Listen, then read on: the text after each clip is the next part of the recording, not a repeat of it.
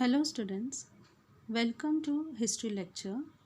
Today we are going to learn chapter number 4, the freedom struggle of 1857. Students, in our previous chapter we have studied how British laid the foundation of their rule in India and started making changes in the basic Indian economic system.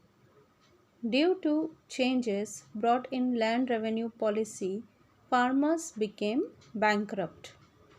Due to commercialization of agriculture, India faced famine from 1860 to 1900.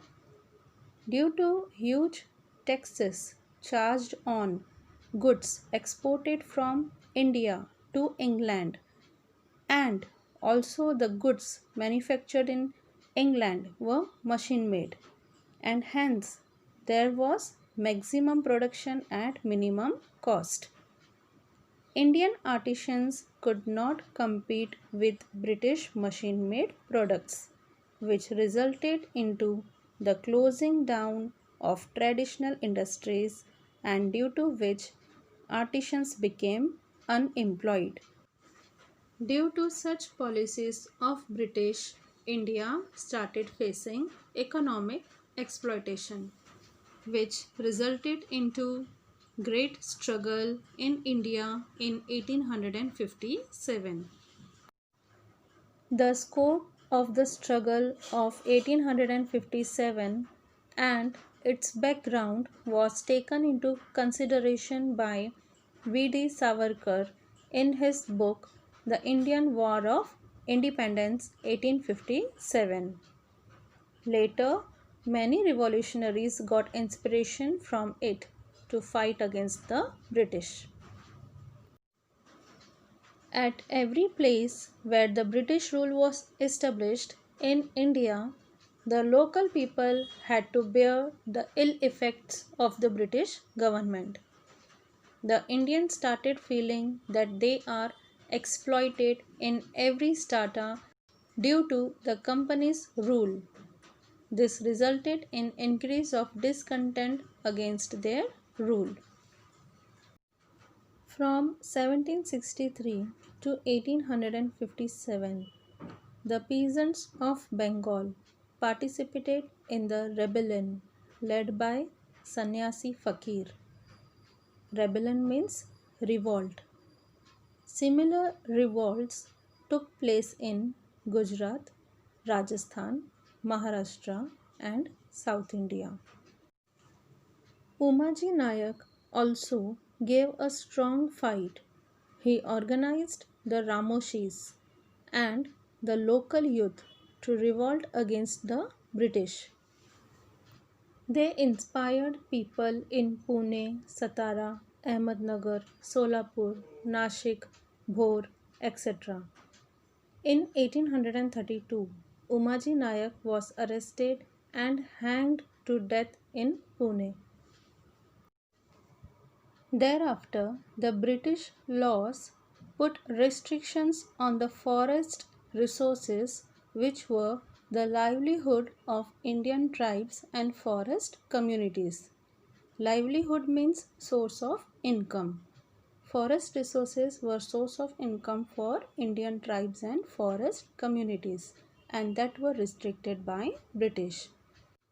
British took control of the forest resources, due to which the Indian tribes and forest communities also challenged the British rule.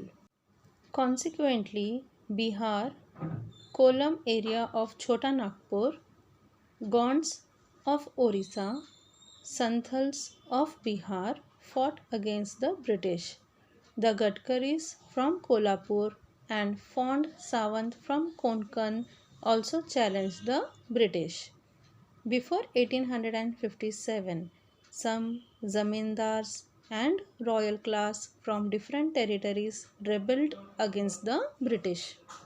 Students, do you know the army working under various independent kings were known as Paika? Rent-free lands were granted to them for cultivation by the kings. The Paikas earned their livelihood through it.